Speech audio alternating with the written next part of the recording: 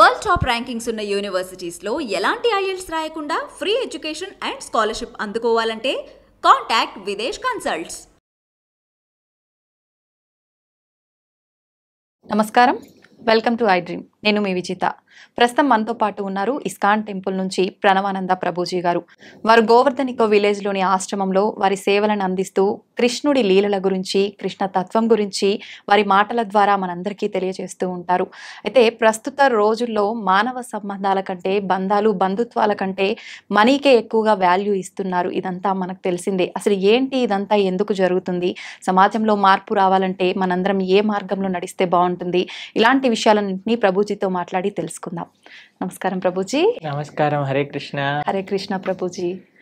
ప్రభుజీ, ప్రస్తుత రోజుల్లో చూసుకుంటే ప్రతి ఒక్కరు కూడా బంధుత్వాలు, వరసలు ఇలాంటి వాటికి అసలు వాల్యూనే లేకుండా అందరినీ పక్కన పెట్టేసి ఎంతసేపు మనీ వైపు పరిగెడుతూ ఉన్నారు. ఇలాంటివన్నీ ఎందుకు జరుగుతున్నాయి ప్రభుజీ? మనకి ఒక విషయం చెప్తారు, we have to love people and use things. కానీ మనం ఏం చేస్తున్నామంటే we are loving things and using people. అంతే. మనం ఒక వస్తువుని వాడుకోవాలి, వ్యక్తిని ప్రేమించాలి. కానీ మనం వస్తువుని ప్రేమిస్తున్నాం, వ్యక్తిని వాడుకుంటున్నాం. అవును. అలా ఆ దిశగా సమాజం నడుస్తూ ఉంటుందన్నమాట. మనకి ఎందుకు ఈ విధమైన ఒక భావన ఈ సమాజంలో ఇప్పుడు కలుగుతుంది అని అంటే, ఓవరాల్గా మనం దేనిపైన ముఖ్యత్వాన్ని ఇస్తున్నాం. చిన్నప్పటి నుంచి మీరు చూసారనుకోండి, పిల్లలకి ఏం చెప్తున్నాం మనం, బాగా చదువుకున్నానా, బాగా చదువుకుంటే మంచి డబ్బులు వస్తాయి. అంతేనా? చిన్నప్పటి నుంచి మనం వాళ్ళకి ఇన్పుట్టే డబ్బులుంటేనే సుఖము అని మనం ఇస్తున్నప్పుడు ఎంతమంది పిల్లలు చెప్తారు, నాన్న నువ్వు బాగా చదువుకోవాలి, ఎందుకంటే బాగా చదువుకుంటే నీకు జ్ఞానం వస్తుంది, ఆ జ్ఞానంతో నీకు వినయం రావాలి. జ్ఞానము కేవలం నాలెడ్జ్ వరకే ఉండకూడదు, దాన్ని విజ్ఞానంగా మారాలి. విద్యా వినయేన శోభతే అని అంటారు.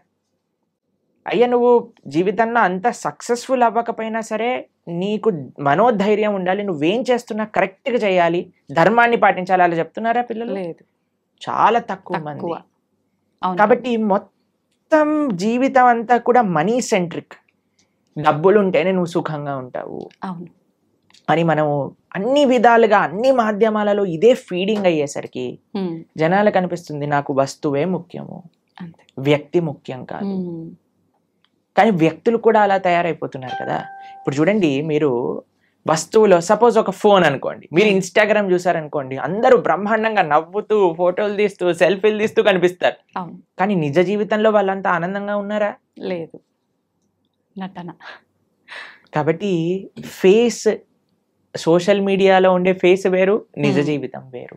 ఈ వ్యత్యాసాన్ని తెలియలేకపోతుంది కదా పిల్లలకి. ఇప్పుడు చిన్నప్పటి నుంచి మనం ఫోన్ అలవాటు చేసేస్తున్నాం, అక్కర్లేని సీరియళ్ళు, అక్కర్లేని సినిమాలు చూపించేస్తున్నాం, రాంగ్ ఎక్స్పోజర్స్.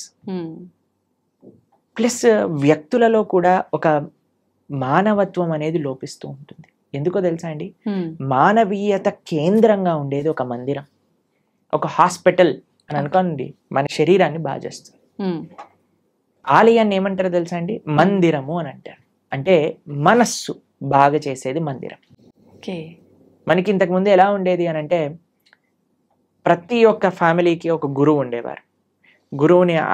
గురువు శాస్త్రాన్ని అధ్యయనం చేసి అక్కడ ఉండే మంచి విషయాలన్నీ చెప్తూ ఉండేవారు. ఫెస్టివల్స్ ఇంత బ్రహ్మాండంగా అందరు కలిసి చేసుకునేవారు. ఏదో ఒక సాంప్రదాయం. మనకి ఎన్ని పండగలండి, ఒక పండగ అయిపోగానే ఇంకో పండుగ వస్తుంది. మన పండగలలో ఏముంటుంది చెప్పండి, అందరు కుటుంబ సభ్యులు కలిసి ఆలయానికి వెళ్ళి భగవంతుడు ఆరాధన చేసి గో సేవ చేసుకొని, పిండి వంటలు పదార్థాలు అన్ని చేసుకొని మనం తీసుకొని 10 మందికి పంచి పెడుతూ, it is very colourful and vibrant. అవన్నీ వదిలేసాము. ఇప్పుడు మనం ఏదో Valentine's day, friendship day, mother's day, Halloween day, new year's day ఇవన్నీ చేసుకోవటం ప్రారంభం చేసుకుంటాం. అవును ప్రభుజీ. ఈ ఫెస్టివల్స్ మనవెంత vibrant and so happiness filled, ఇవన్నీ డార్క్ గ్లూమీ, రాత్రుల పూట సెలబ్రేట్ చేసుకోవటాలు, దయ్యాల్లాగా రెడీ అయిపోవటాలు. మొత్తం కల్చర్ షిఫ్ట్ వల్ల మనకి భారతదేశంలో మీకు ఒక విషయం తెలిసిన అండి, సనాతన ధర్మంలో డైవర్స్కి వర్డే లేదు సంస్కృతంలో. ప్రతి ఒక్క దానికి ఒక విశేషమైన వర్డ్ ఉన్న సంస్కృతంలో డైవర్స్కి వర్డే లేదు. మన సాంప్రదాయంలో ఇట్ నెవర్ ఎగ్జిస్టెడ్. అంటే అసలు విడాకులు అనేదే లేదా లేదు, ప్రభుజీ ఎందుకంటే అప్పట్లో? ఎవరు ఆలోచించే వాళ్ళు కాదు. Everybody has adjusting, togetherness, Prema, love ఇవన్నీ ఉండేవన్నమాట అందరి దగ్గర. ఓకే. కానీ ఇప్పుడు పాశ్చాత్య సంస్కృతి ఎంత మన పైన ఇది చూపిస్తుంది అని అంటే దాని ప్రభావం మనం ఈరోజు ఇదంతా చూస్తున్నాం అనమాట. ఓకే. కానీ మనం కానీ మన మన నేను నాది అనే భావనను పక్కన పెట్టి సమాజం, కుటుంబం, వ్యక్తులు అనే భావన మధ్యలోకి వచ్చిందనుకోండి, కేంద్రంగా భగవంతుడు ఉండగలిగితే ఈ సొసైటీలో, అప్పుడు చూడండి మీరు బ్రహ్మాండంగా ఉంటుంది. ఎంతో మంది ఫారెన్ ట్రావెలర్స్ భారతదేశానికి వచ్చి వాళ్ళు చెప్పిన విషయాలు మీరు అసలు చదివితే అసలు భారతదేశం ఎలా ఉండేది, ఇప్పుడు ఎలా ఉన్నది. దీన్ని చాలా మనం చెప్పచ్చు, అరే ఇన్నిసార్లు ఫారెన్ రూల్ చేశారు కాబట్టి మనం ఇలా తయారయ్యామని. కానీ ఇప్పుడేం లేదు కదండి. ఇప్పుడు మనమే రాజులం కదా. ఇప్పుడు మనం మార్చుకోవచ్చు కదా. ఇప్పుడు చూడండి, ప్రతి దానికి బ్లేమ్ చేసి మనం ఎస్కేప్ అవ్వచ్చు, కానీ ఎప్పుడైతే మనం రెస్పాన్సిబిలిటీ తీసుకుంటామో అప్పుడే మార్పు అనేది వస్తుంది. నిజమే Prabhuji. So when we understand, మనకి ఎప్పుడైతే తెలుస్తుందో మార్పు అవసరం సమాజంలో అని అన్నప్పుడు మనందరం ప్రయత్నించాలి. ముఖ్యంగా చిన్న పిల్లల్ని పెంచే విధానంలో నుంచి కానీ, వాళ్ళకి మంచి సంస్కారములు ఇవ్వడానికి కానీ, తల్లిదండ్రులు వాళ్ళని వాళ్ళు పరిశీలన చేసుకొని మారడానికి కానీ, this is the right time. ఆలోచన చేసి బెటర్ లేట్ దాన్ నెవర్ అని అంటారు. కాబట్టి ఇప్పటికైనా తెలుసుకొని మనం మారగలిగితే ఒక సమాజం అనేది ఆనందంగా, ఆరోగ్యంగా ఉంటుంది. ఓకే. అయితే ప్రభుజీ, చాలా వరకు చూస్తున్నాము, మనీ వైపు పరిగెత్తడమే కాదు, చెడు వ్యసనాలకు అలవాటు పడిపోయి చాలా మంది విచ్చలవిడితనంతో క్రూరంగా బిహేవ్ చేస్తున్నారు. ఇలాంటివన్నీ జరగటానికి రీజన్ ఏమై ఉంటుందండి? ప్రభుజీ, డబ్బులు ఉంటే కదండి ఇవన్నీ వచ్చేది. డబ్బులు లేకపోతే ఏం చేస్తాడు? డబ్బులు, విచ్చలవిడితనం, ఈ రెండు కలిసినప్పుడు చాలా ప్రమాదకరమైనదండి. ఇప్పుడు మీకు ఒక చిన్న విషయం చెప్తా. ఇంట్లో చిన్న పిల్లవాడు ఉన్నాడు అనుకోండి, వాడి చేతిలో కత్తి ఇస్తారా మీరు? లేదు. ఎందుకు ఇవ్వరు? వాడికి తెలియదు కదా ప్రభుజీ, దాంతో అంటే ఎలా పడితే అలా ఆడుకునే వస్తువులాగా ట్రీట్ చేస్తాడు, ఏదో ఒక ప్రమాదం జరుగుతుంది. అంతే కదండి. డబ్బులు కూడా అలాంటిదే. ఓకే. విలువ తెలియదు, డబ్బులు, విచ్చలవిడితనము కానీ మనం ఏర్పాటు చేసామనుకోండి, ఇంకా వాడి భవిష్యత్తు నాశనం అయిందనే చెప్పుకోవచ్చు. కాబట్టి మేము ఇంజనీరింగ్ చదివేటప్పుడు కూడా మేము చూసాం, ఎవరైతే పేరెంట్స్ కొద్దిగా స్ట్రిక్ట్గా, కంట్రోల్డ్గా, డిసిప్లిన్డ్గా వాళ్ళ పిల్లలతో విచ్చలవిడితనంగా ఉండకుండా వాళ్ళని కంట్రోల్లో పెట్టారనుకోండి, వాళ్ళు అప్పటికి వాళ్ళకి కష్టం అనిపించినా, ఎందుకు మా అమ్మ నాన్న ఇలా చేస్తున్నారు అని అనిపించినా, but they were on a right track. కానీ ఎవరికైతే విచ్చలవిడితనం ఇచ్చేసారో, ఎవరికైతే డబ్బులు అడగంగానే ఇచ్చేయటం ప్రారంభం చేశారో, ఏం లెక్క ఏమంటామంటే దెర్ ఇస్ నో అకౌంటబిలిటీ. అలా చేసామనుకోండి, పిల్లలు అన్ని రకాల వ్యసనములు, ఇప్పుడు IPL మ్యాచెస్ లో బెట్టింగ్లని, తర్వాత డ్రగ్స్ అని, ఇంటాక్సికేషన్స్ అని, పబ్లని, కార్ రేసింగ్లని, అసలు ఎంత మంది ప్రాణాలు పోగొట్టుకుంటున్నారు చెప్పండి అసలు. నిజమే ప్రభుజీ. ఇవన్నీ ఎక్కడి నుంచి వస్తున్నాయి మనకి? కాబట్టి సమాజం మారాలి. కేవలం ఒక్కళ్ళని మనం తప్పు పట్టద్దు. పేరెంట్స్ మీరే తప్పు అని మనం అనలేం, టీచర్స్ మీరే తప్పు అని చెప్పలేం. ప్రతి ఒక్కళ్ళు ఒక్కొక్క ప్రయత్నం వాళ్ళ వైపు నుంచి చేయాలి. మీడియా మీ వైపు నుంచి ప్రయత్నం చేయాలి, సాధువులుగా మేము మా ప్రయత్నం చేయాలి, తల్లిదండ్రులుగా వాళ్ళ ప్రయత్నం చేయాలి, టీచర్స్గా వాళ్ళ ప్రయత్నం చేయాలి, గవర్నమెంట్గా వాళ్ళ ప్రయత్నం చేయాలి. అప్పుడే ఈ సమాజం మెరుగుపడుతుంది. కాబట్టి ఒక్కళ్ళు ప్రయత్నం చేయటం కంటే అందరం కలిసి చేయగలిగితే మంచిది. ఓకే. కాబట్టి మీరు ఇలాంటి ప్రోగ్రామ్ చేస్తూ, ఇలాంటి ప్రశ్నలు అడుగుతూ జనాలలో ఒక మంచి భావనను నింపడానికి ప్రయత్నం చేస్తున్నారు కదా. కాబట్టి మీ మీడియా వైపు నుంచి మీరు మీ బాధ్యత కరెక్ట్గా చేస్తున్నారు. అలా అందరూ కూడా వాళ్ళ బాధ్యతను సక్రమంగా నిర్వర్తిస్తే this world will be the beautiful place to live. లేకపోతే మనం మళ్ళీ ఎక్కడ న్యూస్ పేపర్ చూసినా ఇక్కడ ఇలా అయిపోయింది, టీవీ ఆన్ చేస్తే వాడు అలా చేసుకున్నాడు, వీళ్ళు ఇలా అయిపోయింది అని ఎంత సాడ్ న్యూస్ అండి. హ్యాపీ న్యూస్లు ఎంత ఉంటాయి చెప్పండి న్యూస్ పేపర్. ఎందుకు అలా సమాజం తయారవుతుంది అని అంటే ఒక్కొక్కళ్ళు వాళ్ళు నిర్వర్తించిన బాధ్యతలను కరెక్ట్గా చేయట్లేదు. ఎవ్రీబడి, ప్రతి ఒక్కళ్ళు కూడా నేను, నాది, నా సుఖము అని ఆలోచిస్తున్నారు. కాబట్టి దాన్ని పక్కన పెట్టి క్రమశిక్షణ, ధర్మం అనేది ఎప్పుడైతే ముందుకు వస్తుందో అప్పుడు సమాజం మొత్తం కూడా కరెక్ట్ అవుతుంది. ఓకే. అయితే ప్రభుజీ మీరు ఇందాక అన్నారు అంటే పేరెంట్స్ చిన్నప్పటి నుంచే పిల్లలతో స్ట్రిక్ట్గా ఉండుంటే అప్పటికి ఇబ్బంది అనిపించినా తర్వాత ఒక కరెక్ట్ వేలో వెళ్తారు అని చెప్పి, ఇప్పుడు జనరేషన్ పిల్లల్ని చూసుకుంటే పేరెంట్ అట్లా స్ట్రిక్ట్గా ఉంటే నా పేరెంట్స్ ఎప్పుడు ఇట్లానే చేస్తారు అని చెప్పి డిప్రెషన్లోకి వెళ్ళిపోయే వాళ్ళని కూడా చాలా మందిని చూస్తున్నాం కదా ప్రభుజీ. స్ట్రిక్ట్గా ఉండమని నేను చెప్పట్లేదండి, బ్యాలెన్స్డ్గా ఉండండి అని చెప్తున్నాను. ఓకే. స్ట్రిక్ట్నెస్కి బ్యాలెన్స్డ్గా ఉండడానికి చాలా వ్యత్యాసం ఉన్నది. ఇప్పుడు మనకి అదే చెప్తున్నాను, చిన్నప్పటి నుంచి మీరు వాడికి విచ్చలవిడితనాన్ని ఇచ్చేసి గారాబం చేసేసి సడన్గా ఒకరోజు నేను ఇప్పటి నుంచి స్ట్రిక్ట్గా ఉంటాను అంటే కుదరదండి. ఆ ట్రైనింగ్ పిల్లలకి, పేరెంటింగ్ అనేది చాలా ముఖ్యం. పేరెంటింగ్ అసలు ఒక పిల్లల్ని ఎలా పెంచాలి అని తల్లిదండ్రులు నేర్చుకోవాలి. లైక్ ఇప్పుడు మీకు ఒక విషయం చెప్తాను, ప్రీ మ్యారేజ్ కౌన్సిలింగ్స్ అని జరుగుతున్నాయి తెలుసా మీకు? అసలు పెళ్లి చేసుకునేది ఏంటి, దాని బాధ్యత ఏంటి, తర్వాత ఏమి ఇబ్బందులు వస్తాయి, దాన్ని ఎలా ఎదుర్కోవాలి అని పెళ్లికి ముందే నేర్పిస్తున్నారు. దీనికి రెడీయా అంటేనే పెళ్లి చేయాలి. నిజంగా నేను చెప్తున్నాను, ప్రీ మ్యారేజ్ కౌన్సిలింగ్స్ అనేది చాలా ముఖ్యం ఇప్పుడు. అలా ప్రీ మ్యారేజ్ కౌన్సిలింగ్ చేసి ఎలా అయితే పెళ్లి చేస్తున్నారో దాని తర్వాత పిల్లల్ని పెంచే ముందు, పిల్లల్ని కనే ముందు పేరెంటింగ్ కూడా మనం నేర్చుకోవాలి. దాని తర్వాతనే ఒకళ్ళ బాధ్యత తీసుకోవాలి. శాస్త్రం కూడా అదే చెప్తుందండి, ఒకళ్ళని నువ్వు మంచి మార్గంలో పెట్టి వాళ్ళ జీవితాన్ని తరింపజేస్తాను అనే అంతవరకు నువ్వు తల్లిదండ్రులు అవ్వకూడదు అని చెప్తుంది. జననీన సస్యాత్ పితాన సస్యాత్ అని శాస్త్రం చెప్పింది.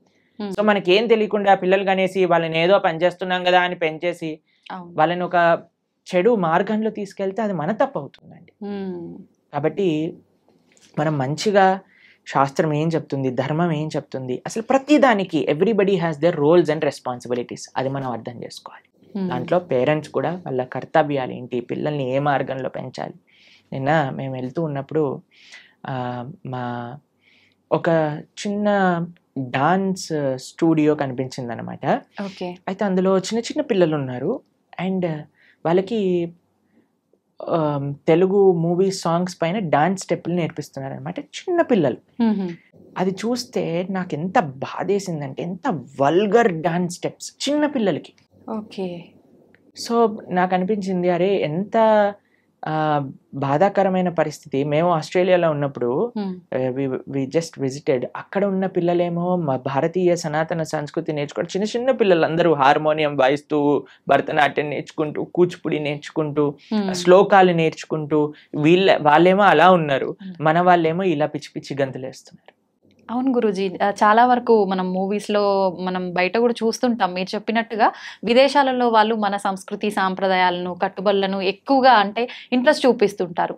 మీరు చెప్పిన ఎందుకంటారు గురూజీ, మన వాళ్ళేమో అన్నీ తెలిసి పక్కన పెట్టేస్తుంటారు? ఎందుకంటే మన వాళ్ళకి ఫ్యాషన్ ఎక్కువ కదా. మన వాళ్ళకి మేము ఇలా ఉంటేనే వీఆర్ ట్రెండింగ్ అని అనుకుంటారు. వాళ్ళకి అన్ని చూసారు, అవన్నీ ఆనందం ఇవ్వదని వాళ్ళకి తెలుసుకుంది కాబట్టి మన సనాతన ధర్మాన్ని ఆశ్రయిస్తున్నారు, మన కల్చర్ని ఆశ్రయిస్తున్నారు. వాళ్ళకి ఎలా కల్చర్ లేని వాళ్ళు ఎలా ఉంటారో వాళ్ళకి తెలుసు కాబట్టి. కానీ మనకి మాత్రం సగం సగం నాలెడ్జ్ ఉండేసరికి మనం మన సంస్కృతిని ఇదేదో ఓల్డ్ ఫ్యాషన్, ఎంత వల్గర్ గా ఉండగలిగితే, ఎంత ఇండీసెంట్ గా ఉండగలిగితే అది మనకి ఫ్యాషన్ అయిపోయింది. కానీ అది కాదండి, మీరు ఎవరినైనా చూడండి, డీసెన్సీ అండ్ డిసిప్లిన్ అది నిజమైన ఆర్నమెంట్ మన జీవితంలో. కాబట్టి ఆ డిసిప్లిన్ కావాలి, ఆ బ్యాలెన్స్ కావాలి, ఆ డీసెన్సీ కావాలి, ఆ రూటెడ్ ఇన్ ధర్మం కావాలి. అప్పుడు మనం అలా ఉండగలిగితేనే మనకి ఒక ధార్మిక చింతన అనేది మన లోపల స్టార్ట్ అవుతుంది. అప్పుడే మనం సుఖంగా ఉండగలుగుతాం జీవితంలో. ఓకే, ఎక్కువగా ఆధ్యాత్మిక మార్గంలో ఉండాలా ప్రభుజీ? మనం మంచి మార్గంలో వెళ్ళాలి అని అంటే ఆధ్యాత్మిక మార్గమే మంచి మార్గం, ఇంకో మంచి మార్గం లేదు. ఆధ్యాత్మికంగా ఉండగలిగితేనే మనం సుఖంగా సంతోషంగా ఉండగలుగుతాం. ఇది దేనికి there is no other way out. ఎందుకంటే స్పిరిచువాలిటీ మన మానవుడికి జీవనమే ఆధ్యాత్మికత. జీవేర స్వరూపహై కృష్ణేర నిత్యదాస్, మన యొక్క స్వరూపమే భగవంతుడి యొక్క దాసత్వం. అటువంటి సేవ, అటువంటి ఆధ్యాత్మిక కనెక్షన్స్ మనకి లేదనుకోండి, మనం ఎప్పటికీ ఆనందంగా ఉండలేము. ఎంత ప్రపంచం మారిపోయి. ఇప్పుడు మీకు చెప్తాను, మీకు ఒక ఎగ్జాంపుల్. ఆస్ట్రేలియాలో మొత్తం ఎడ్యుకేషన్ ఫ్రీ, మెడికల్ కూడా ఫ్రీ. ఎవరు ఏ రకమైన ట్రీట్మెంట్స్ అయినా, ఆపరేషన్స్ అయినా, మెడిసిన్స్ అయినా అన్ని ఫ్రీ. పెద్దవి చిన్నవి ఏవైనా పర్వాలేదు. అక్కడ ఎంత పద్ధతి అని అంటే మీరు చూడండి, ఒక కార్ అక్కడ ఉందనుకోండి, ఆ కార్ నుంచి ఈ కార్కి ఇంత డిస్టెన్స్ ఉంటుంది, ఒక్కడ హార్న్ కొట్టాడు, వాతావరణం అంతా ప్రశాంతంగా ఉంటుంది, మొత్తం గ్రీనరీ కనిపిస్తుంది, ఎటువంటి ప్రాబ్లమ్స్ లేదు, అన్ని చాలా తక్కువ, క్రైమ్ రేట్ కూడా చాలా తక్కువ, అన్ని బ్రహ్మాండంగానే ఉన్నాయి. వాళ్ళు సంతోషంగా ఉండొచ్చు కదా. మీకు తెలుసా, అక్కడ ఉండే వాళ్ళ మెంటల్ హెల్త్ ప్రాబ్లమ్స్ 70% మందికి mental health problems, depression, anxiety ఇవన్నీ ఉన్నాయి. ఇప్పుడు మన భారతదేశంలో చూడండి, ఇప్పుడు నేను వస్తూ ఉంటే కొన్ని 1,00,000 హారన్లు విని ఉంటాను. అవును, ఒక కార్ ఆపాడంటే కార్ పైన ఎక్కటమే సరిపోదు, వాడు అంత వెనక్కి వచ్చేస్తాడు మనకి. అంతే. ఇంత కయోటిక్ గా ఉన్నా, ఇంత ట్రాఫిక్ ఉన్నా, ఇన్ని కష్టాలు ఉన్నా, మన వాళ్ళు మాత్రం హాయిగా ఉంటారు. ఏం జరిగినా జరుగుతుంది. ట్రాఫిక్ ఉందనుకోండి, వాడు ఏదో పాటలు వింటూ ఉంటాడు, ఎవరైనా వెనకాల హార్న్ కొట్టిన వాడే వేస్ట్ వేలో అనుకొని వీడేదో ముందుకెళ్ళిపోతూ ఉంటాడు. అంతే, అవునా కాదా? కాబట్టి ఏంటి మీకు మరి మరి సమాజంలో అంత పద్ధతి, అంత డబ్బులు, అంత బాగున్నాయి దేశం, మరి అక్కడ అందరూ ఆనందంగా ఉండొచ్చు కదా, ఎందుకు వాళ్ళకి మెంటల్ హెల్త్ ప్రాబ్లమ్స్ అని అంటే కేవలం ఫెసిలిటీస్ మనకి ఆనందాన్ని ఇవ్వలేదు. ఓకే, కేవలం అన్నీ బాగుంటే, అన్ని విద్య, వైద్య, అన్ని రంగాలు కూడా బ్రహ్మాండంగా ఉంటే మనకి సుఖ సంతోషాలు వస్తాయి అనేది పెద్ద అబద్ధం. మనం అదే భ్రమలో ఉన్నాం. మనం దానికోసమే మనం బ్రతుకుతున్నాం. క్వాలిటీ ఆఫ్ లివింగ్ పెంచుకుంటే ఏమవుతుందో అలా కాదండి. ఫస్ట్ క్వాలిటీ ఆఫ్ హార్ట్ పెంచుకోవాలి, క్వాలిటీ ఆఫ్ మైండ్ పెంచుకోవాలి. ఓకే, అది నేర్పించేదే ఆధ్యాత్మికత. ఆధ్యాత్మికత అంటే ఏంటండి? ది క్రక్స్ ఆఫ్ ఆధ్యాత్మికత. ఒకడు బాధలో ఉన్నాడంటే వాడి బాధని నీ బాధగా స్వీకరించు. ఒకడు ఆనందంలో ఉన్నాడు, ఎదుగుతున్నాడు అంటే వాడి ఆనందంలో నీ ఆనందాన్ని చూసుకో. కానీ ఇప్పుడు సమాజంలో ఎవడైనా ఎదుగుతున్నాడు అనుకోండి, కిందికి లాగేయాలి. ఎవరైనా బాధపడుతున్నాడు అనుకోండి, మంచి అయింది వీడికి. ఈ భావనలు ఎందుకు వచ్చేస్తున్నాయి? ఎందుకు అని అంటే మనము మనందరి యొక్క తండ్రి అయిన భగవంతుడిని మర్చిపోయాం. ఇప్పుడు చూడండి, అన్నతమ్ముళ్ళు ప్రేమతో ఉన్నారనుకోండి, ఆ ఇల్లు ఎంత బాగుంటుంది. ఎందుకు అని అంటే వాడికి తెలుసు, నువ్వు నా చెల్లివి, నువ్వు నా అన్నవి, నువ్వు నా తమ్ముడివి. ఎందుకు అని అంటే వాడు వాళ్ళ అమ్మా నాన్న దగ్గర నుంచి విన్నారు, అయ్యా నీ తమ్ముడురా, నీ అన్నయ్యరా, చెల్లిరా. అమ్మా నాన్నల పైన గౌరవం ఉందనుకోండి, అది తోబుట్టువుల పైన గౌరవం పట్ల మారుతూ ఉంటుంది. మనం ఏం చేస్తున్నాము అని అంటే all Indians are my brothers and sisters అని అంటే, all Indians are my brothers and sisters అన్నారు. బ్రదర్స్ అండ్ సిస్టర్స్ ఎప్పుడు అవుతారండి? ఒక తల్లికి పుట్టినప్పుడే కదా, ఒక తండ్రికి పుట్టినప్పుడే కదా. ఆ భగవంతుని మనం మర్చిపోతున్నాం. కానీ భగవంతుడి సెంటర్లోకి వచ్చారనుకోండి, all Indians are my brothers and sisters కాదు, అన్ని లివింగ్ ఎంటిటీస్ కూడా మన బ్రదర్స్ అండ్ సిస్టర్స్ అయిపోతారు. ఎవరిని మనం బాధ పెట్టాం, ఎవరిని మనం హానిపరచాలి అనుకోము, ఎవరు బాధపడుతున్నా మనం చూడలేకపోతాం, ఎవరికి ఎంత తోచినంత సహాయం మనం చేయగలుగుతాం. ఆ భావన ఆధ్యాత్మిక భావన మనకిస్తుంది. కాబట్టి ఆధ్యాత్మికత, spirituality is most necessary in this world. అది వస్తే ఇంకా ఎటువంటి భౌతికంగా అటు ఇటు ఉన్న వ్యవస్థ మనం కానీ ఆనందంగా ఉండగలుగుతాం, మనం కానీ సుఖంగా ఉండగలుగుతాం, మనం షెల్టర్డ్గా ఉండగలుగుతాం. ఓకే, ఇది లేకుండా బయట ఎన్ని మంచి విషయాలు ఉన్నా సరే మనసు మాత్రం పరిపరి విధాలుగా ఆలోచన పెడుతూనే ఉంటుంది, ఇబ్బంది పెడుతూనే ఉంటుంది. ప్రభుజీ, ఎక్కువగా భగవంతుని నమ్మిన వాళ్ళకి, భగవంతునికి ఎక్కువ చేరువలో ఉన్న వాళ్ళకి ఇబ్బందులు వస్తాయని అంటుంటారు కదా ప్రభుజీ, మామూలుగా వింటూ ఉంటాము. అదంతా ఎంతవరకు నిజం అంటారు? అసలు నిజంగా భగవంతుడి దగ్గర ఉన్న వాడికి కష్టాలు రావు అనేది ఎంత అబద్ధమో, భగవంతుడి దగ్గర ఉన్న వాళ్ళకి ఎక్కువ కష్టాలు వస్తాయి అనేది కూడా అంతే అబద్ధం. ఈ ప్రపంచంలో అందరికీ కష్టాలు సుఖాలు వచ్చి తీరుతాయి. ఇప్పుడు చూడండి, నేను చెప్పాను అనుకోండి, ఈ సంవత్సరం ఎండాకాలం లేదు, మీరు నమ్ముతారా? ఎలా సాధ్యపడుతుంది ప్రభుజీ? పడదు కదా. నేను చెప్పాను అనుకోండి, ఈ సంవత్సరం ఓన్లీ ఎండాకాలం ఉంటుంది, వర్షాకాలం ఉండదు, చలికాలం ఉండదు అని అంటే మీరేమంటారు? ఓ బాగుంది, చాలా బ్రహ్మాండంగా ఉంటుంది. వినటానికి బాగుంది, కానీ ఎలా జరుగుతుంది? అంతే కదా. అలా ఉండదు కదండి. వర్షాకాలం వచ్చినప్పుడు చలికాలం వస్తుంది, చలికాలం అయిపోయాక ఎండాకాలం వస్తుంది, ఎండాకాలం అయిపోయాక మళ్ళీ చలికాలం వస్తుంది, వర్షాకాలం వస్తుంది. ఇది ప్రపంచంలో అందరికీ తెలిసిన విధం. అలానే మన జీవితంలో కష్టాలు వస్తాయి, దాని తర్వాత సుఖాలు వస్తాయి, దాని తర్వాత కష్టాలు వస్తాయి, దాని తర్వాత సుఖాలు వస్తాయి. కష్టం సుఖం, కష్టం సుఖం ఈ మానవ జన్మలో ఒక పార్ట్ మాత్రమే. దీన్ని అండర్స్టాండ్ చేసుకొని యాక్సెప్ట్ చేసుకోవాలి ఫస్ట్ విషయం. దీనికి భగవంతుడికి ఎటువంటి సంబంధం లేదు. నీ జీవితంలో అంటే మనందరి జీవితంలో ఆ. కష్టము సుఖము, సుఖము. ఎలా అయితే ఎండాకాలం వస్తుందో, ఎలా అయితే వర్షాకాలం వస్తుందో, ఎలా అయితే చలికాలం వస్తుందో, అలానే కష్టము సుఖము మిక్స్డ్ కాలం మూడు మన జీవితంలో ఉంటాయి, ప్రతి ఒక్కళ్ళ జీవితంలో. మరి భగవంతుడు ఏం చేస్తాడు? భగవంతుడు ఏమైనా కష్టాలు తీసేసే వాడిని, నేను కష్టాలు తీయడానికే భగవంతుని మనం అపాయింట్ చేసుకున్నాము అని మీరు అనుకుంటున్నారా?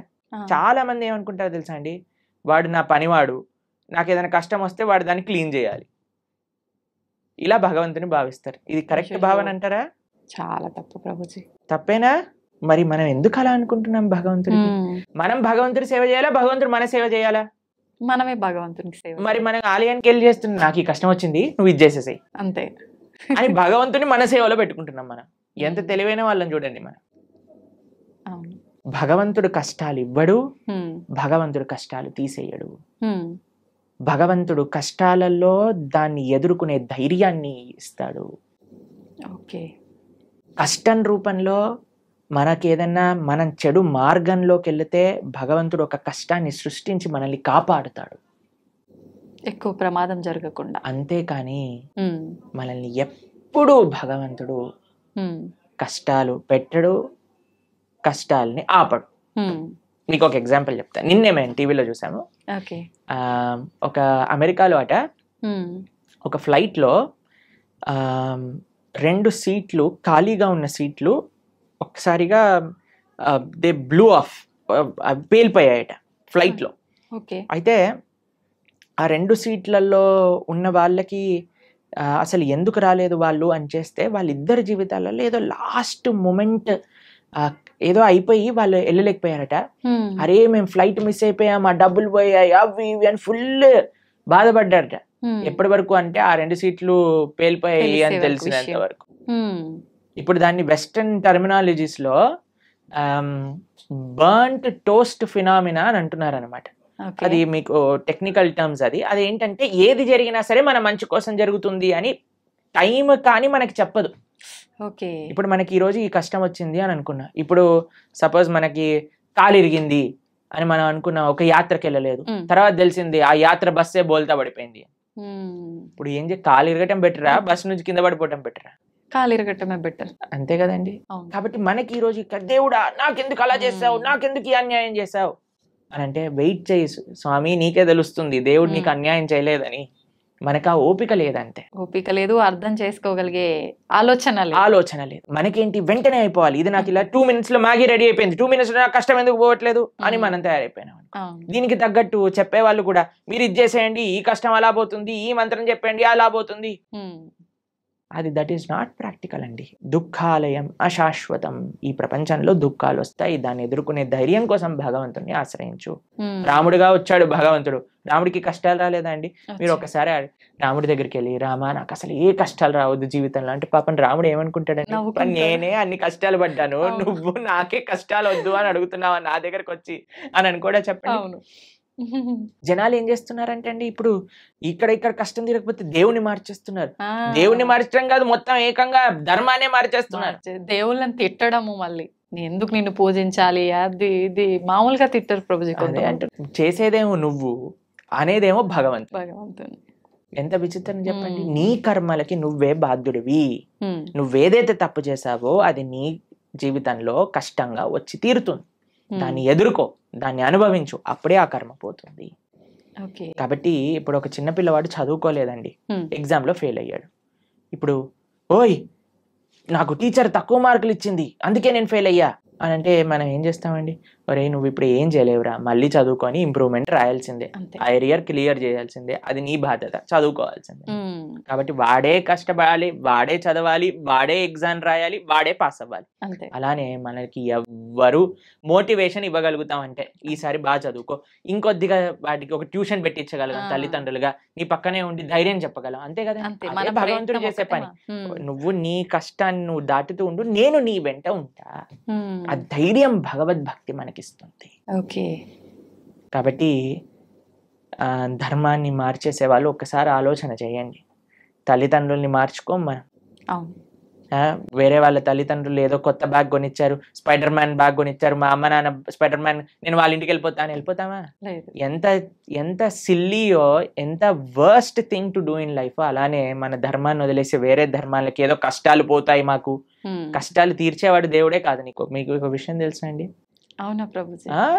ఎవరైనా చెప్పారనుకోండి ఇది చాలా పవర్ఫుల్, మొత్తం కష్టాలని పోతాయి, అక్కడికి అస్సలు వెళ్ళకూడదు. ఎందుకని ప్రభుజీ? ఎందుకు అని అంటే ఇప్పుడు కష్టాలు పోయాయి అనుకోండి, మన కర్మ ఎప్పుడో ఒకసారి మన కర్మ అనుభవించాల్సిందే కదా. ఈ రోజు కాకపోతే రేపు తప్పదు. కాబట్టి నీ కష్టం ఈ రోజు మాయమైపోయింది అని అనుకోండి, ఈ రోజు మాయమైపోతుంది, రేపు వస్తుంది, దాన్ని నువ్వు తప్పించుకోలేవు. ఓకే, అంటే మనం చేసుకునే కొన్ని పుణ్య కార్యాల వల్ల మన పాపాలు తొలగిపోయే అవకాశం ఉంటుంది అని అంటారు కదా ప్రభుజీ. దాంట్లో భాగంగా పుణ్యము, మంచి పనులు పుణ్యాన్ని ఇస్తాయి, చెడు పనులు పాపాన్ని ఇస్తాయి. ఓకేనా? పుణ్యము సపరేట్ గా అనుభవించాలి, పాపం సపరేట్ గా అనుభవించాలి. పుణ్యం ఎక్కువ చేసేస్తే పాపాన్ని అది తొలగించదు. అర్థమైందా మీకు? Okay okay. ఇప్పుడు పుణ్యం ఏదైతే ఉందో దాన్ని మీకు స్వర్గానికి తీసుకెళ్తుంది అని అనుకోండి, పాపం ఏదైతే ఉందో దాన్ని మీకు నరకానికి తీసుకెళ్తూ ఉందనుకోండి. మీరు ఎక్కువ పుణ్యం చేసేస్తే ఈ పుణ్యం వెళ్ళి పాపాన్ని ఇది చేసేదనమాట. పుణ్యం పుణ్యం ఖాతానే, పాపం పాపం ఖాతానే. ఈ రెండూ పోవాలి, ఈ రెండుతో మాకు పని లేదు అని అన్నప్పుడు మనం భగవంతుడికి శరణాగతి చేయాలి, భగవంతుడి యొక్క భక్తి చేయాలి. అప్పుడు మనకి పుణ్యంతో సంబంధం ఉండదు, పాపంతో సంబంధం ఉండదు. భగవంతుడిని ఆశ్రయించడం, భగవంతుడిని చేరుకోవటం, ఇది భక్తి మార్గము అని అంటే.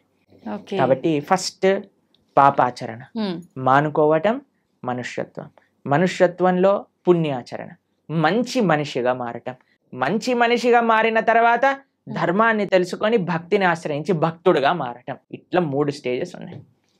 కాబట్టి ఫస్ట్ స్టెప్ ఇస్ పాపాన్ని పక్కన పెట్టండి, పాపాచరణ తప్పు. దాని తర్వాత నెక్స్ట్ స్టేజ్ మంచి మనిషిగా మారటం, మంచి మనిషిగా మారాక ధర్మం గురించి, దేవుడి గురించి తెలుసుకోవటం, భగవంతుని ఆశ్రయించటం. ఓకే, అప్పుడు మనకి పాపంతో సంబంధం ఉండదు, పుణ్యంతో సంబంధం ఉండదు, భగవంతుడితో మాత్రమే సంబంధం ఉంటుంది. అలా సాధ్యపడుతుందా ప్రభుజీ అట్లా ఉండడం? తప్పకుండా.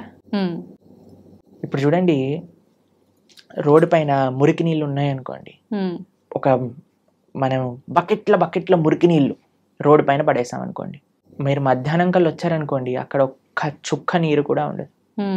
ఎందుకు చెప్పండి? సూర్యుడు మొత్తం లాగేస్తాడు, అన్నిటినీ ఎవాపరేట్ చేసేస్తాడు, అంతేనా? పెద్ద పెద్ద నదులే ఎవాపరేట్ అయిపోతాయి. సూర్యుడికి ఆ శక్తి లేదా? అలానే భగవంతుడికి కూడా ఆ శక్తి ఉంది. భగవంతుడిని ఆశ్రయించినప్పుడు, భగవంతుడికి శరణాగతి, భగవంతుడు చెప్పిన మార్గాన్ని, అలా దేవుడి దగ్గరికి వెళ్ళి 10 రూపాయల టికెట్ ఇచ్చి అయ్యా నీకు అర్చన చేయించేసా, నా పాపాన్ని తీసేసాయి, ఇలా బిజినెస్ ట్రాన్సాక్షన్ కాదండి. ఓకే, మనస వాచ కర్మన భగవద్ మార్గంలో మనం నడిచినప్పుడు, భగవంతుడికి శరణాగతి చేసినప్పుడు ఆయన మన దగ్గర ఉండే ఎటువంటి కర్మ బ్యాగేజ్ నైనా సరే ఆయన మొత్తం డిసపియర్ చేసేయగలరు. అది భగవంతుడికి ఉండే శక్తి. ఎప్పుడు మనం నిజమైన భక్తి మార్గంలో నడిచినప్పుడు, అది ముఖ్యం. ఓకే, హడావిడి హంగామాలు ఆర్భాటాలు చేస్తుంటారు మామూలుగా, భగవంతుడి విషయంలో వచ్చేసరికి అవన్నీ కాకుండా మనస్ఫూర్తిగా మనం దైవ మార్గంలో ఉండాలి. హంగామా, హడావిడి, ఆర్భాటం ఎందుకు చేయకూడదు? చేయొచ్చా గురుగారు? ఎందుకు చేయకూడదు అని అడుగుతున్నాను. ఒక మ్యారేజ్ డే మనం సెలబ్రేట్ చేసినప్పుడు, 25th మ్యారేజ్ యానివర్సరీ పెద్దగా గందరగోళం చేసేసినప్పుడు, పిల్లవాడి ఫస్ట్ బర్త్డే ఇంత పెద్దగా చేసినప్పుడు, ఒక పెళ్లికి కొన్ని లక్షల కోట్లు ఖర్చు పెట్టేసినప్పుడు, భగవంతుడికి పూజ మాత్రం ఎటువంటి ఏమీ చేయకూడదు, స్వామికి దాలియాలు కట్టకూడదు. మన వాళ్ళు ఇప్పుడు మొన్న మాకు ఒక వీడియో పంపించారు, ఒక ఫేమస్ యాక్ట్రెస్ బాలీవుడ్ లో అంటుంది, నేను టాయిలెట్ కైనా డబ్బులు ఇస్తాను కానీ గుడి కట్టడానికి డబ్బులు ఇవ్వను అని.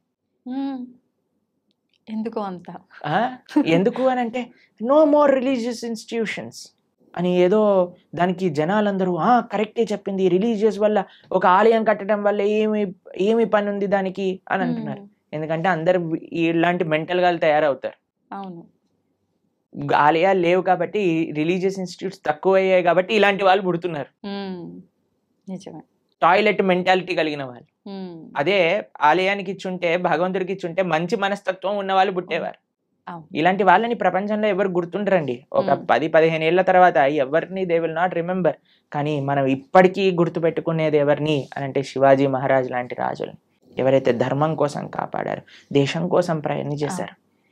దేశం కోసం, దైవం కోసం, సమాజం కోసం ఇటువంటి భావనలే రావట్లేదండి జనాలకి ఈ మధ్య.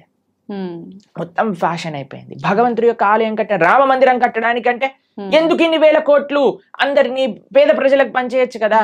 ఎన్ని రోజులు పంచుతావు, ఎన్ని రోజులు పంచుతావు అనేది ప్రశ్న. ఈ రోజు నువ్వు అన్నం పెట్టగలవా, రేపు పెట్టగలవా, ఎల్లుండి పెట్టగలవా, ఆకలి తీరుతుందా?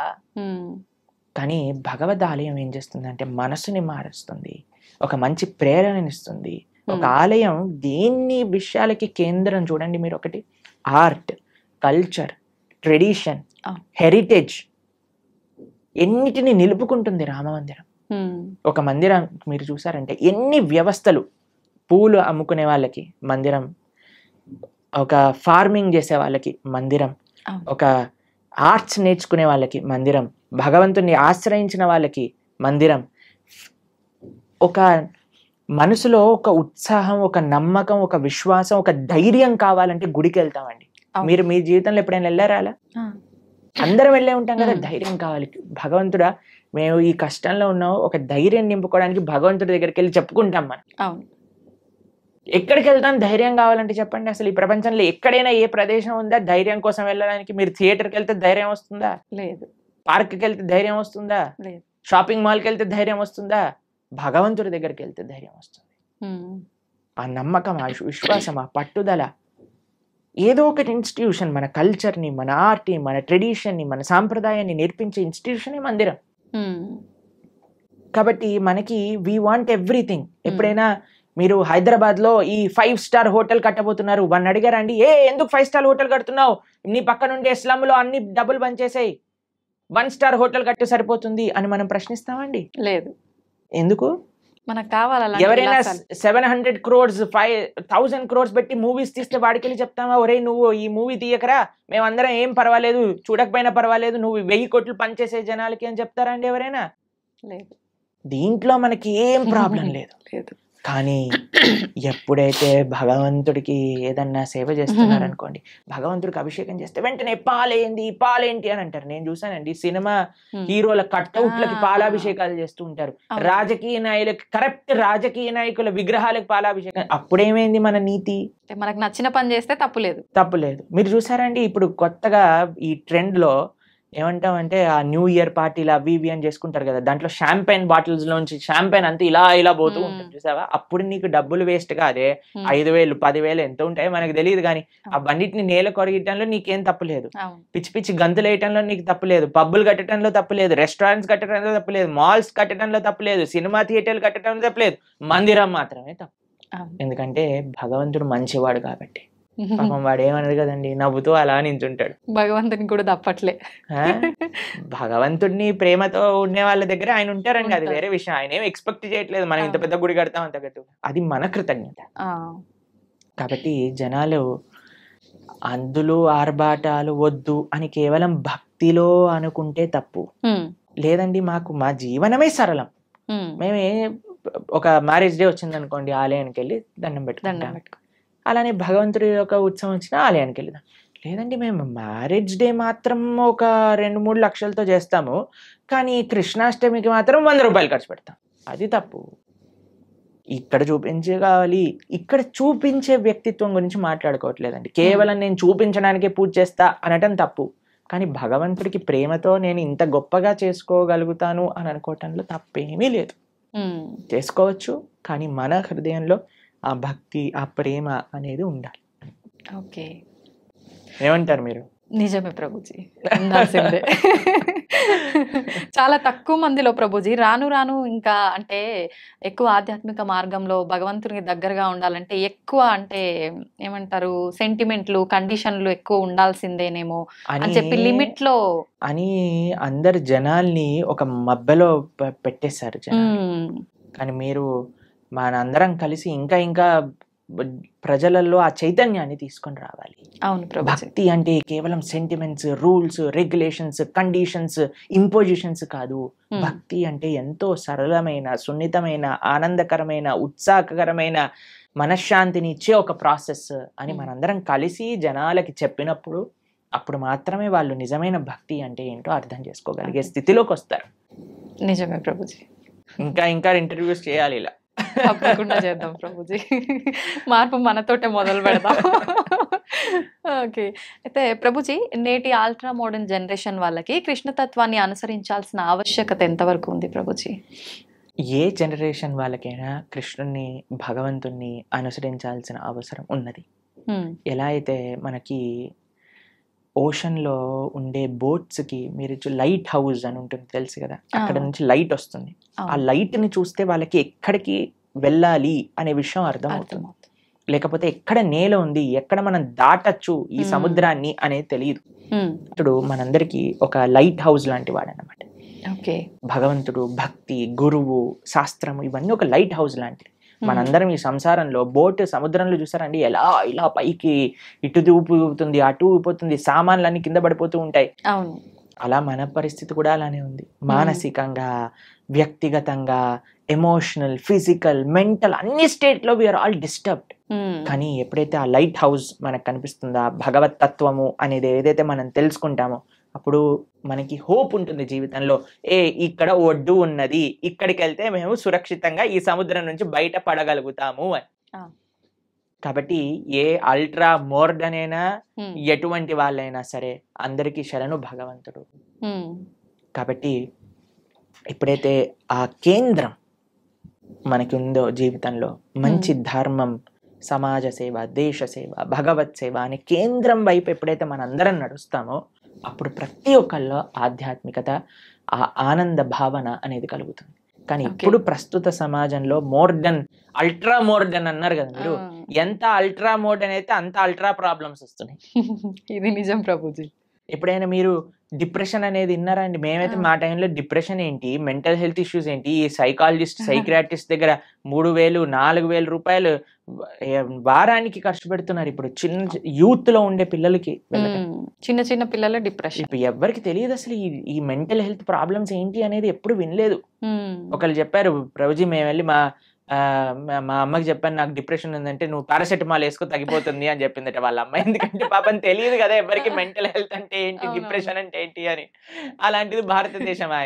ఎంత మీరు అల్ట్రా మోడర్న్, సూపర్ మోడర్న్ అవుతుంటే అంత మనకి mental health problems, physical health problems. ఇప్పుడు చూడండి, ఎవరిని అడిగినా సరే నాకివ్వి నాకవ్వి అని చెప్తున్నారు. ఇంతకు ముందు అలా మీరు చూసారండి మీ వయసులో ఎప్పుడైనా? మీరు ఎప్పుడైనా మెంటల్ హెల్త్ విన్నారా మీ చిన్నప్పుడు? మేము డిప్రెషన్ లో ఉన్నామండి, స్ట్రెస్ లో ఉన్నామండి, యాంగ్జైటీలో ఉన్నామని ఎప్పుడైనా విన్నారా మీరు? అలాంటి పదాలు ఎందుకు? మీరు అల్ట్రా మోడర్న్ సొసైటీలో లేరు కాబట్టి. ఇప్పుడు ఎందుకు వినాల్సి వస్తుంది? అల్ట్రా మోడర్న్ సొసైటీ తయారైంది కాబట్టి. కాబట్టి ఎంత మనం మన సంస్కృతిలో మన ఫౌండేషన్, ఇప్పుడు చూడండి, ఫౌండేషన్ స్ట్రాంగ్ ఉంటే బిల్డింగ్ ఉంటుంది. ఫౌండేషన్ వీక్ ఉంది అనుకోండి, బిల్డింగ్ కదిలిపోతుంది. మనకి ఇప్పుడు ఫౌండేషన్ వీక్ ఉంది. పెద్ద పెద్ద స్కై స్క్రేపర్ బిల్డింగ్లు కట్టేస్తున్నాం, కానీ ఫౌండేషన్ లేదు కదా, ఎప్పుడు కూలిపోతుందో తెలియదు. ఫౌండేషన్ ఏంటి? అదే ఆధ్యాత్మికత. మీరు ఎంత పెద్ద బిల్డింగ్ కడుతున్నారు అన్న దాంతో మీరు అల్ట్రా మోడర్న్ అవ్వండి, సూపర్ అల్ట్రా మోడర్న్ అవ్వండి, super super super duper ultra modern అవ్వండి, నో ప్రాబ్లం. కానీ నీ ఫౌండేషన్ ని చూసుకో, బేస్ ఎలా ఉంది. బేస్ కానీ ఆధ్యాత్మికత కానీ ఉంటే మీరు ఎంత పెద్ద బిల్డింగ్ కట్టినా అది స్ట్రాంగ్ గా ఉంటుంది. కాబట్టి we are concerned about the foundation. We are not concerned about what you are doing. కానీ ఏ భావనతో చేస్తున్నాము, దేన్ని ఫౌండేషన్ చేసుకొని మన జీవితంలో ఎదుగుతున్నాము అనేది మనకి ముఖ్యం. ఇప్పుడు అంటే మాట్లాడుకోవడం వరకు బాగానే ఉంటుంది ప్రభుజీ, చెప్తాము, వింటారు, వదిలేస్తారు. నిజంగా మనం ఆధ్యాత్మిక మార్గంలోకి తీసుకురాగలమంటారా ఈ ప్రస్తుతం ఉన్న సమాజంని? తప్పకుండా. ఎవరైతే సిన్సియర్ గా ఉంటారో, మా జీవితంలో మేము భగవంతుడికి చేసే ఆ చిన్నపాటి సేవలో ఎంతో మంది జీవితాలు మారటం మేము స్వయంగా చూసాం. అంతేందుకంటే మా జీవితం కూడా మారింది కదా, మేము ఒకళ్ళని విన్నందుకు వల్ల, మా గురువుని మేము ఆశ్రయించి అనేది చెప్పే మంచి విషయాలను సీరియస్ గా తీసుకోవటం వల్ల కదా నా జీవితం మారింది. లేదా ఈ సమయంలో నాకు 28 years, ఇప్పుడు నేను ఏదన్నా చేస్తుండేవాడిని, కానీ మా జీవితం మారింది అని అంటే, ఇప్పుడు నేను మారినప్పుడు ఎందుకు మారలేరు 10 మంది? కాబట్టి మా జీవితంలో మేము ఎన్నో వేల మంది జీవితాలను మార్చి మంచి మార్గంలో వెళ్ళటం మేము స్వయంగా మా సొంత జీవితంలో చూసాం.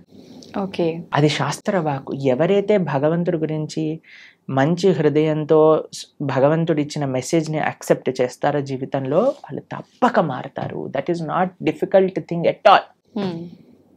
కేవలం మంచి విషయాలు మనం వినగలగాలి, మంచి వాళ్ళ సత్సంగంలో ఉండగలగాలి, మంచి ఆధ్యాత్మిక పుస్తకములు చదవగలగాలి, మన మంచి ఆహారాన్ని స్వీకరించటంతో పాటు మంచి అలవాట్లు అన్నీ మనకు ఉండగలిగితే తప్పకుండా మారుతాం.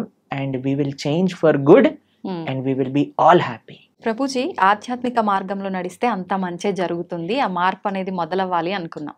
అసలు నిజంగా ఆధ్యాత్మికం వైపు వెళ్ళాలి అన్న ఆలోచన కలిగే వాళ్ళు కొంతమంది ఉంటారు ఇలాంటి మాటలు విన్న తర్వాత. అటువంటి వాళ్ళ ఆలోచన విధానము అనేది ఏ రకంగా ఉంటే బాగుంటుంది గురుజీ? ఫస్ట్ ఆధ్యాత్మిక మార్గంలో మొట్టమొదటి అడుగు శ్రవణం. శ్రవణం కీర్తనం విష్ణు స్మరణం పాద సేవనం అర్చనం వందనం దాస్యం సాఖ్యమాత్మ నివేదనం అని ప్రహ్లాదుడు భాగవతంలో చెప్తాడు. మొట్టమొదటి అడుగు శ్రవణం. ఇప్పుడు ఎవరికైనా ఆధ్యాత్మిక మార్గం అంటే ఏంటి తెలుసుకోవాలి అని అనుకుంటున్నారు అనుకోండి, అసలు ఆధ్యాత్మిక మార్గంలో నేను ఎలా ఉండాలి, ఒక బేసిక్ బుక్ అనేది మనకి సనాతన ధర్మానికి ఒక పుస్తకం, ఒక మాన్యువల్, ఒక మెషిన్ కొన్నాం అనుకోండి ఒక మాన్యువల్ కావాలి కదండి. అలా అసలు మనం ఏమి చెయ్యాలి మానవ జన్మ వచ్చాక అని చెప్పేదే భగవద్గీత.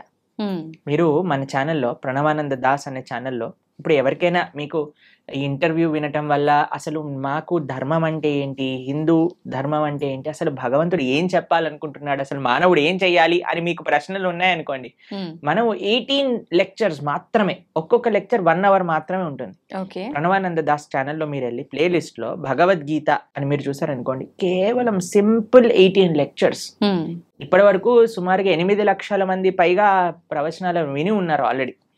కాబట్టి మీరు జస్ట్ దాన్ని 18 లెక్చర్స్ వినండి, 1 to 18 కంప్లీట్ చేసే లోపల మీకు మొత్తం క్లారిటీ వస్తుంది జీవితంలో మనం ఏం చేయాలి. It is very simple. దాని తర్వాత ఫస్ట్ స్టెప్ శ్రవణం అయిపోయాక మెల్లమెల్లగా ఒక్కొక్క అడుగు మిమ్మల్ని ముందుకు తీసుకెళ్తుంది ఆ శ్రవణం యొక్క శక్తి వల్ల. కాబట్టి మీరు ఇప్పుడు హాలిడేసే కాబట్టి మీకు అంత బిజీగా ఉండరు అని నేను భావిస్తున్నా. కాబట్టి అట్లీస్ట్ ఈ సమ్మర్ హాలిడేస్లో ఈ 18 లెక్చర్స్ భగవద్గీత, సంపూర్ణ భగవద్గీత ప్రణవానంద దాస్ అనే యూట్యూబ్ ఛానల్లో మీరు విని చూడండి. మేము చాలా సింప్లిఫైడ్ వేగా అందరికీ సనాతన ధర్మం గురించి ఎక్స్ప్లెయిన్ చేసే ప్రయత్నం చేశాం ఆ వీడియోస్లో. కాబట్టి మీరు చూసి మీ యొక్క భావనలు వ్యక్తపరచండి. తప్పకుండా I think that will be a guiding light for everybody. ఎందుకంటే భగవద్గీత శాస్త్రమే అటువంటిది. కాబట్టి ఇది ఫస్ట్ స్టెప్. ఎందుకంటే అన్ని స్టెప్స్ ఒకసారి చేయకూడదు కదండి. నెక్స్ట్ ఇంటర్వ్యూలో సెకండ్ స్టెప్ గురించి మాట్లాడుకుందాం. ఇప్పుడు ఫస్ట్ స్టెప్ భగవద్గీత 18 లెక్చర్స్ వినటం. ఓకే, శ్రవణం. ఓకే ప్రభుజీ, ఆహారం విషయానికి వస్తే చాలా మంది ఈ మధ్య కాలంలో నాన్ వెజ్ ఫుడ్కి ఎక్కువ అలవాటు పడిపోతున్నారు, ఎక్కువగా మాంసాహారం తింటున్నారు. నిజంగా మాంసాహారం అనేది తినడం తప్పంటారా ప్రభుజీ? మనకి ఎప్పుడైనా దోమ కుట్టినప్పుడు మీకు ఏమనిపిస్తుందండి? నొప్పి, బాధ కలుగుతుంది. ఏమంటారు అప్పుడు? దోమ కుట్టింది పాట్ అని వేసేస్తారు కొంతమంది. అయితే అరే ఆ దోమ ఎక్కడుందో పట్టుకొని రారా, దాన్ని ఎలా అయినా చంపేయాలి. ఇప్పుడు బ్యాట్లు తీసుకొని ఏమంటారు, మీరు యుద్ధానికి వెళ్ళినట్టు దోమలు వెనకాల పడి దోమలు చంపేస్తాయి. ఇంత పెద్ద శరీరం నీది, ఇంత చిన్న దోమ, ఇంత చిన్న చీమ కుడితే అబ్బో చీమ కుట్టింది, నీళ్లు పోసేయండి, చీమలు అన్నిటి తీసేయండి, లక్ష్మణ్ రేఖ పెట్టేసేయండి. ఇంత పెద్ద శరీరంలో ఏదో ఒక మూలన ఇంత చిన్న నొప్పి వస్తేనే భరించలేని మనము ఒక ప్రాణిని ఒక కత్తి తీసుకొని గొంతు కోసేసి అది విలవిల్లాడుతూ రక్తం కక్కేసి అలాంటి నొప్పి వేరే వాళ్ళకి ఇవ్వడానికి ఎలా సిద్ధం అవుతామండి? ఒకసారి చెప్పండి. ఏమంటారు మీరు? రైట్ అంటారా?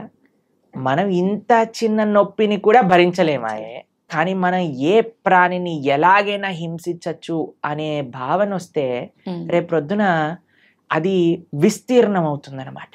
వి బికమ్ హార్డ్ హార్టెడ్. ఇప్పుడు ఒక ప్రాణి కష్టాన్ని చూస్తూ మన మనసు చలించలేకపోయింది అనుకోండి, రేపొద్దున ఇంకొక మనిషి కష్టాన్ని చూసి కూడా మనం చలించలేకపోతాం. నిజం ప్రభుజీ. మన తోటి ఉండే వాళ్ళ కష్టాలు, అసలు కష్టాన్ని అర్థం చేసుకొని మనస్తత్వం వచ్చేస్తుంది. కష్టం ఎవరికైనా కష్టం కదండి. ఒక ప్రాణిలో కష్టం చూడని వాడివి మనిషిలో కష్టం ఎలా చూడగలుగుతున్నావు? మనిషిలో కష్టాన్ని చూసిన వాడివి ప్రాణిలో కష్టాన్ని ఎందుకు చూడలేకపోతున్నావు? మనిషికి ఒక జీవుడికి ఏంటి డిఫరెన్స్ చెప్పండి? వాళ్ళకి ఫ్యామిలీ లేదా? వాళ్ళకి పిల్లల పైన ప్రేమ లేదా? అది జీవించాలి అని అనుకోవట్లేదా?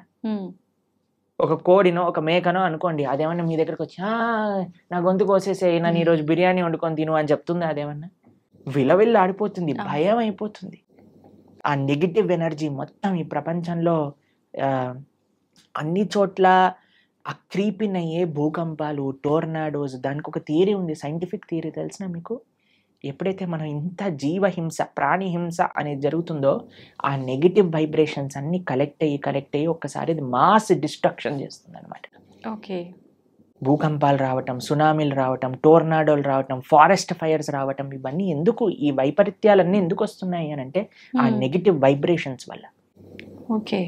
కాబట్టి మనం జీవహింస తెలిసి ఎవరిని తెలియకుండానే మనం ఎంత ఇబ్బంది పడుతున్నామండి. ఓ బిల్డింగ్ కట్టాలి అంటే పాపం కింద ఎన్ని పాములు పోయాయో, ఎన్ని చీమలు పోయాయో, ఎన్ని ప్రాణులు కోల్పోతాయో. ఒక రోడ్ వేయాలన్నా మనం రోడ్ పైన పోతూ వెహికల్స్ లో ఉంటే మనకి ఎన్ని తెలుసు చెప్పండి. తెలియక ఎన్ని చేస్తున్నాం. మనం వెజిటేషన్స్ గ్రో చేస్తుంటే ఎన్ని పోతాయో క్రాప్స్లలో.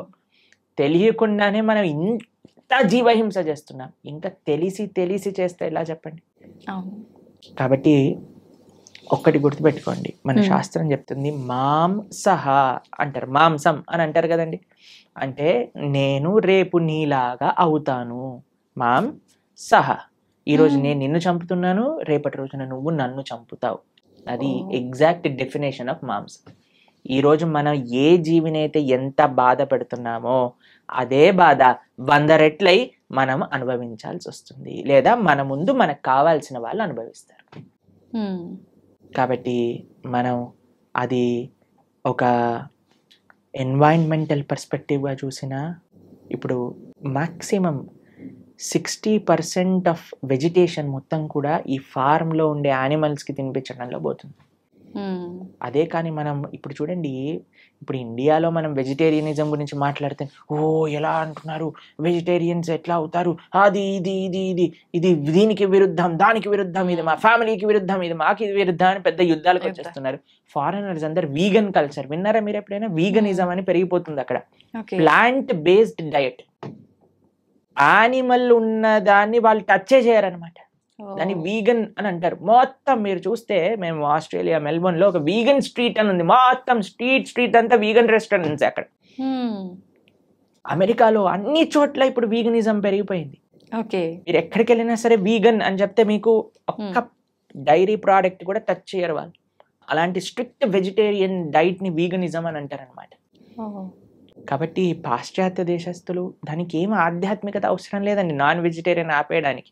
మనుష్యత్వం ఉండాలంతే. ఒక మనిషిగా నేను బాధపడుతున్నాను, ఇంకొక ప్రాణిని బాధ పెట్టకూడదు.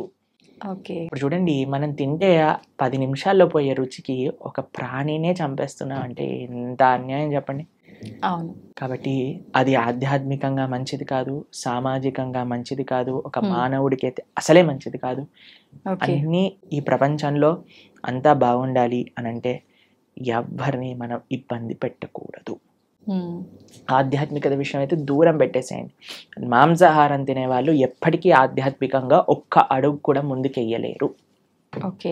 ఇది సత్యం. కానీ this is far beyond to understand. కానీ ఫస్ట్ మనిషిగా ఆలోచిద్దాం, ఒక ప్రాణిగా ఆలోచిద్దాం. కాబట్టి భగవంతుడు అందరినీ సృష్టించినప్పుడు ఆయన అందరి పిత కదా. మీరు ఒక 3 తమ్ముళ్ళు అన్నయ్యలు ఉన్నారనుకోండి, ఒకరిని ప్రేమించి ఒకరిని చెంపమైన లాగి పెట్టారనుకోండి, వాళ్ళ అమ్మ ఏమంటారు, ఒరే వాడేం చేశాడరా నిన్ను అంటే, ఏం లేదమ్మా నాకు వీడిని ప్రేమిస్తున్నాను కదా వాడిని కొడతాను. ఒప్పుకుంటారా వాళ్ళ అమ్మ? అలానే భగవంతుడు ఎలా ఒప్పుకుంటాడండి? నువ్వు మనిషిని మాత్రమే ప్రేమించి మిగతా జీవులందరినీ కూడా హింసిస్తూ ఉంటే. నిన్నే మేము ఒక పోస్ట్ చూసాము ఇంటర్నెట్ లో, అందులో ఉంది ఒక shark kills 11 people in an year. ఒక షార్క్ ఒక 10-11 మంది మనుషుల్ని చంపేస్తుందట, తినేస్తుందట సంవత్సరంలో. ఒక ప్రదేశంలో జస్ట్ ఒక స్టాటిస్టిక్స్ చెప్తున్నారు అనమాట. కానీ ఒక మనిషి 11,000 షార్క్ ని గంటలో చంపేస్తాడట తినడానికి, దాని లెదర్ కోసం అని. ఎంత అన్యాయం చెప్పండి. కాబట్టి మనం ఈ అన్యాయాన్ని ఎంతగా ఆపగలిగితే, అందరం ఎంత సాత్వికంగా, ఎంత హింస ఫ్రీగా ఉండగలిగితే మన ప్రపంచం అంత బాగుంటుంది. మీకు ఇంకొక విషయం చెప్తాను. మేము ఒక బుక్ చదివాం, దాన్ని how to live to be 100 అని అంటారు. 100 సంవత్సరాలు బ్రతుకుండాలంటే సీక్రెట్. అందులో ప్రపంచంలో 100 సంవత్సరాలు పూర్తిగా బ్రతికిన ప్రదేశాల్లో హైయెస్ట్ మెంబర్స్ ఎక్కడైతే ఉన్నారో అక్కడ రీసెర్చ్ చేసి ఆ పుస్తకం రాశారనమాట. అందులో తేలింది ఏంటి అని అంటే, these are all animal products free. మాంసం అనేది వాళ్ళు స్వీకరించలేదు. ఇప్పుడు ఏ డాక్టర్ దగ్గరికైనా మీరు వెళ్ళి అడగండి, ఏదైనా మనకి ఇంత చిన్న జబ్బు రోగం జనం వచ్చింది అనుకోండి, ఫస్ట్ నాన్ వెజిటేరియన్ మానేయి అని చెప్తారట. ఓకే. కాబట్టి that is not natural for us. ఇప్పుడు చూడండి, కార్నివోరస్ హర్బివోరస్ అని మనం వినే ఉంటాం. కార్నివోరస్ అంటే మాంసాన్ని తినేవి, హర్బివోరస్ అంటే చెట్లు తినేవి. మనవి మన బాడీ మన నోటి నుంచి ప్రారంభం చేసుకొని మన డైజెస్టివ్ సిస్టమ్ మొత్తం కూడా హర్బివోరస్ యానిమల్స్ లానే ఉంటుంది, కార్నివోరస్ యానిమల్స్ లా. తర్వాత కొంతమంది అంటారు మనకి ఈ 2 కూరలు ఉన్నాయి కదా ఇక్కడ, అంటే కూరలు ఉంటే నువ్వు పచ్చి మాంసాన్ని పట్టుకొని తినొచ్చు కదా, కానీ వండుకొని ఎందుకు తింటున్నావు నువ్వు? కార్నివోరస్ యానిమల్స్ అయితే అవి పచ్చి మాంసాన్ని పట్టుకొని వేటాడి తింటాయి. మనం ఏమన్నా ఇప్పుడు ఒక మేకని తినేవాడు ఏమన్నా మేక పైన పడి వాడిని చీల్చి తింటాడా? లేదు. కాబట్టి ది వెరీ థాట్ దట్ నువ్వు వండుకొని తింటున్నావు అని అంటే అది నీ శరీరానికి మార్చి కానీ నువ్వు తినలేవు అని. కానీ ఇప్పుడు చూడండి, సాలడ్స్ లో మీరు ఏ కూరగాయలు వేసినా సరే కక్కర్ అని తినేస్తారు. క్యారెట్లు తినేయచ్చు, బీట్రూట్లు తినేయచ్చు, ఏదైనా తినేయచ్చు పచ్చిగా. అవును. కాబట్టి మనకి పచ్చిగా తింటే అరుగుతుంది. ప్లస్ మన digestive system, carnivorous animals digestive system చాలా చిన్నగా ఉంటుంది, ఎందుకంటే అది వచ్చేస్తుంది బయటకు వెళ్ళిపోతుంది. కానీ మనది మాత్రం లాంగ్ ఇంటెస్టైన్, స్మాల్ ఇంటెస్టైన్, అవి డైజెస్ట్ చేసి దాన్ని న్యూట్రియంట్ కాంప్లెక్స్ చేసి అన్ని శరీరానికి ఎనర్జీ అందించి అప్పుడు కానీ బయటకు వస్తుంది. కార్నివోరస్ యానిమల్స్ చూసాను అనుకోండి, నాలుకతోటి నీళ్లు తాగుతాయి. మనం ఎలా చేస్తామండి? మనం నోటితో తాగుతాం. కాబట్టి ఇవన్నీ దేర్ ఆర్ మెనీ రీజన్స్. అటు సైంటిఫికల్గా చూస్తే, అటు హ్యూమన్ మేకప్ విధంగా చూస్తే, ఎలా చూసినా సరే ఒక మనిషి వెజిటేరియన్ గానే ఉండాలి. ఓకే.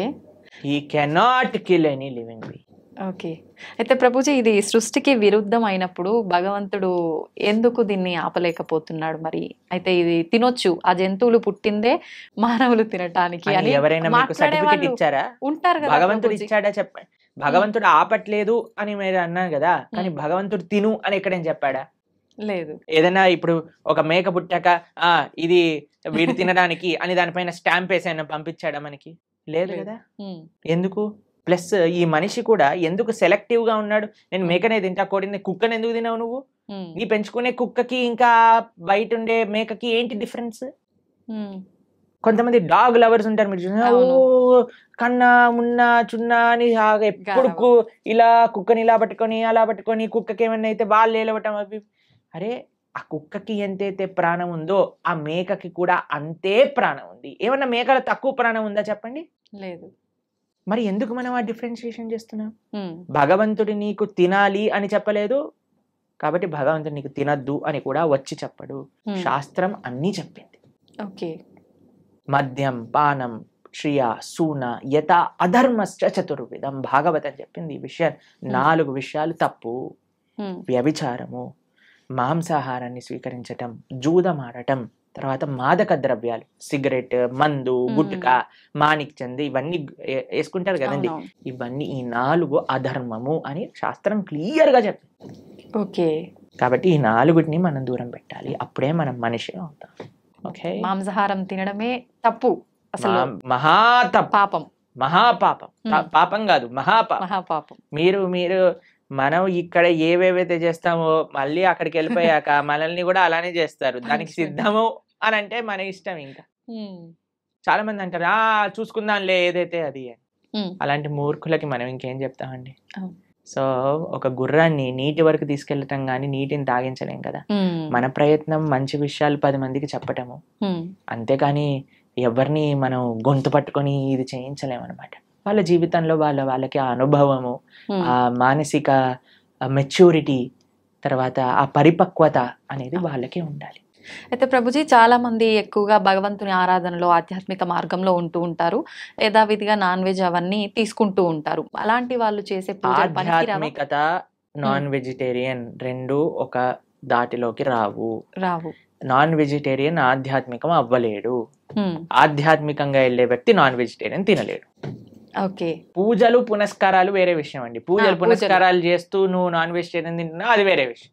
కానీ ఆధ్యాత్మికత అనేసరికి భగవంతుడు ఏంటి, భగవంతుడు ఏం చెప్పాడు అని అర్థం చేసుకోవటం ఆధ్యాత్మికత. ఓకే, భగవంతుడు నన్ను ఎలా జీవించమని చెప్పాడో అర్థం చేసుకొని జీవించటం ఆధ్యాత్మికత. మనం 100 పూజలు చేయి, పునస్కారాలు చేసుకొని ఏదైనా చేసుకోండి, కానీ భగవంతుడు జీవించమన్న జీవన విధానాన్ని మనం ఆచరించకపోతే he will not care for us. Okay, ఇప్పుడు చూడండి, మీకు మీ పిల్లలు ఉన్నారు, మీరు చెప్పిన మాట వినటం మీకు ముఖ్యమా, మీరు చెప్పిన విధంగా వాళ్ళు ఉండటం మీకు ముఖ్యమా, లేదా మీరు చెప్పిన విషయాలు ఏమీ పాటించకుండా బయటికి వెళ్ళి మా అమ్మ ఇంత గొప్పది, మా అమ్మ అంత గొప్పది, మీ ఫోటో పెట్టుకొని రూమ్లో రోజు ప్రొద్దున అగరబత్తులు తిప్పేసి ఆరతులు పెట్టేసి మీకు పెద్ద పెద్ద మాలలు వేయటం ముఖ్యమా? మీరు చెప్పండి, ఏది మీకు సంతోషాన్ని ఇస్తుంది? చెప్పిన మాట ఆచరిస్తే అంతే కదా. చెప్పిన మాట ఆచరించి మీరు పెద్దగా ఏం చేయకపోయినా మీరు ఆనందంగానే ఉంటారు కదా. అన్న చదువుకో, మంచిగా ఉండు, 10 మందితో మంచి చెయ్యి, నువ్వు ఎప్పుడు బాగుండాలి, అది మీరు చెప్పిన విధానాన్ని వాళ్ళు ఫాలో అవుతాయి కదా. అదే ఆధ్యాత్మికత అంటే. భగవంతుడు ఏం చెప్పాలనుకుంటున్నారో తెలుసుకొని దాన్ని ఫాలో అవ్వటం ఆధ్యాత్మికత. భగవంతుడు ఫోటోలు పెట్టి ఓ ఓ అని తిప్పేటాలో ఆధ్యాత్మికత కాదు. ఎప్పుడు వరకు మనం ఆయన మార్గాన్ని ఫాలో అవ్వకపోయినంత వరకు. ఒక్కసారి మనం ఆయన చెప్పే విధానాన్ని ఫాలో అవుతూ మిమ్మల్ని ప్రేమతో, ఇప్పుడు చూడండి, మీ పిల్లలు మీరు చెప్పిన విషయాలు అన్నీ మంచిగా విని మీ పుట్టినరోజు రోజు ఒక గ్రీటింగ్ కార్డ్ చేసి మీకు చాలా సేపు కష్టపడి ఒక గ్రీటింగ్ కార్డ్ చేసి ఇచ్చారనుకోండి, మీకు ఎంత సంతోషం ఇస్తుంది. అరే మా పిల్లలు ఎంత బంగారు కొండలరా, నేను చెప్పిందన్ని మాటలు వింటారు, నాకు ఇంత ప్రేమ గ్రీటింగ్ కార్డ్ తీసుకొచ్చారనిపిస్తుందా? అలానే భగవంతుడికి కూడా మనం ఎప్పుడైతే ఆయన మాటలు విని ఆయన ఆరాధన చేస్తామో అప్పుడు ఆయనకు అంత సంతోషం వస్తుంది. మీ మాటలు ఎప్పుడు వినకుండా, మిమ్మల్ని ఎప్పుడు పట్టించుకోకుండా బర్త్డేకి మాత్రం పెద్ద గిఫ్ట్ తీసుకొచ్చా, ఏంది ఈ గిఫ్ట్, అరే కనీసం ఎవడు అడిగాడు నిన్ను అని అంటారు, అంతే కదా. అలానే భగవంతుడు మన పూజలు కూడా అలానే అనిపిస్తాయి. ఇది ఖచ్చితంగా అందరూ తెలుసుకోవాల్సిన విషయం, అంతే కదా. ప్రభుజీ, పిల్లల టాపిక్ వచ్చింది కాబట్టి నేటి బాలలే రేపటి పౌరులు అంటారు. అయితే అటువంటి పిల్లల్ని మనం పెంచే విధానము కరెక్ట్గా ఉండకపోవడం వల్ల అంటే ప్రభావం పడుతుందా, లేదంటే విద్యా వ్యవస్థ ప్రభావం ఏమైనా ఉంటుందా ప్రభుజీ? అన్ని ప్రభావం. మనం పెంచే విధానం, విద్యా వ్యవస్థ, టీచర్లు, మీడియా, వాళ్ళు చూపించేవి, వాళ్ళు ఉండే ఫ్రెండ్స్, అన్నిటినీ ప్రభావం ఉంటుంది. కరెక్ట్, అన్నీ కూడా జాగ్రత్తగా ఉండాలి. ఇప్పుడు అన్నిటినీ మార్చేయలేం కదండి. మన వంతు మన మార్పు మనతోటి ప్రారంభం అవ్వాలి. కాబట్టి ఇప్పుడు చూడండి, అందరి పిల్లలకి హాలిడేస్ టైం. ఇప్పుడు మీ హాలిడేస్ లో మీ పిల్లలకి ఏం నేర్పిస్తున్నారు? ఎన్నో మంచి ఆధ్యాత్మిక కేంద్రములలో సేవా మాధ్యమంగా సమ్మర్ క్యాంప్స్ జరుగుతున్నాయి. మన ఇస్కాన్ హైదరాబాద్లో సమ్మర్ క్యాంప్స్ చేస్తున్నారు, మేము ఆదిలాబాద్లో రేపు సమ్మర్ క్యాంప్ చేస్తున్నాం. పిల్లలకి కనీసం సెలవులు వచ్చినప్పుడైనా మంచిగా సేవ చేసుకునే ఒక అవకాశాన్ని ఇవ్వండి. గోశాలకి తీసుకెళ్ళండి, శ్లోకాలు నేర్పించండి, మ్యూజిక్, మన క్లాసికల్ మ్యూజిక్ నేర్పించండి, క్లాసికల్ డాన్స్ నేర్పించండి.